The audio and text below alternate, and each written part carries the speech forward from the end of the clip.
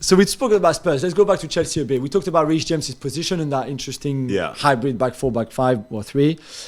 What did you make of Raheem Sterling? So clearly now, because it's the second game back to back, Everton, he played centrally as well with Havertz. He did it again yesterday against Spurs. There's the assist for James where he's got acres of space. I don't even know how is that possible at that time of the game. Yeah.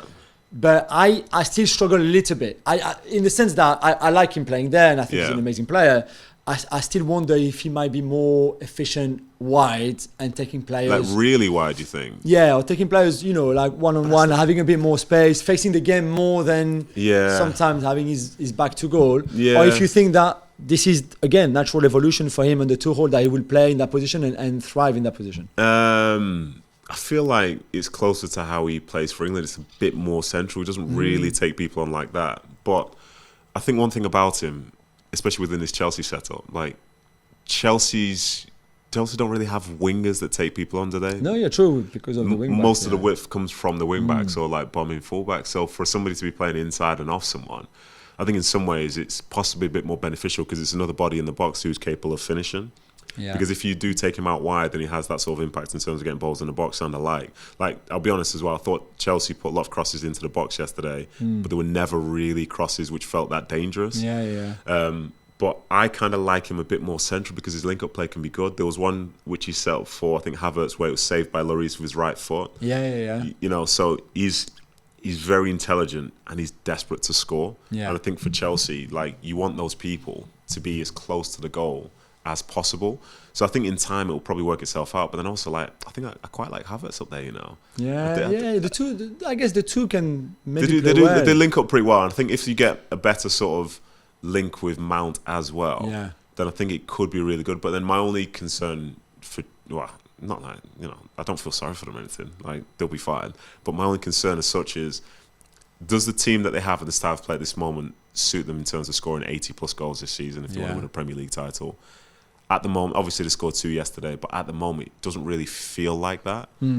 But then in the same breath, I don't know who they could possibly bring in or a style of play that could change that would bring that along. Yeah, we'll come on to the targets because the Anthony Gordon one is quite fascinating. Yeah, same as Aubameyang. But just to finish on Chelsea and the game,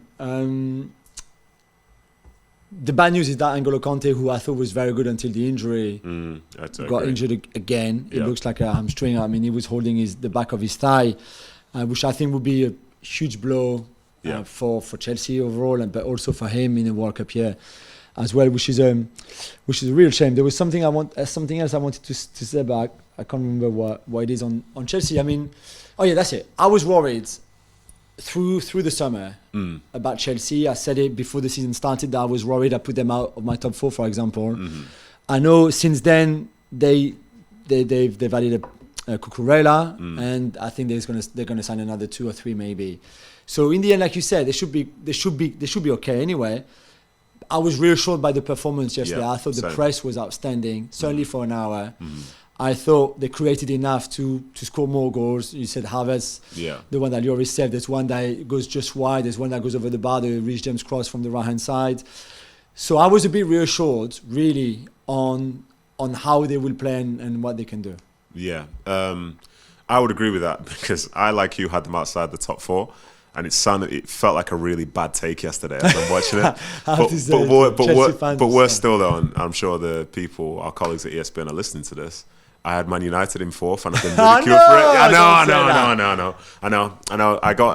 I got sucked in yet again by Manchester United. And obviously, in time, they could get better. But like, it just feels really obvious at this moment in time, because I'm thinking Chelsea, there's so much change, but then you look that's what I thought too. But then you look at it's the same manager, and you look at the starting 11, and it's very similar in terms of the way that they're going to play. The key players are still within it, and if everybody's available, you're seeing like Chilwell and Reece James on the field, who are like 2 of their most significant players when it comes to attacks. You've got Mount in there, you've got Jorginho's, you've got Kante's, Kovacic's, you've got Havertz, all that. Thiago Silva, like that's a lot of continuity in a place that is allegedly full of change. So I got sucked in. You know, I read too much nonsense, listened to too much nonsense, and I hold my hands up and say Man United in fourth is probably the worst take I've had since I thought Leicester City were going to go down the year before they won the Premier League title. So I own it. I hold my hands up. I own it. It's what it is, yeah. Thanks so much for watching ESPN on YouTube. And for more sports highlights and analysis, be sure to download the ESPN app. And for premium content and live streaming, subscribe to ESPN Plus.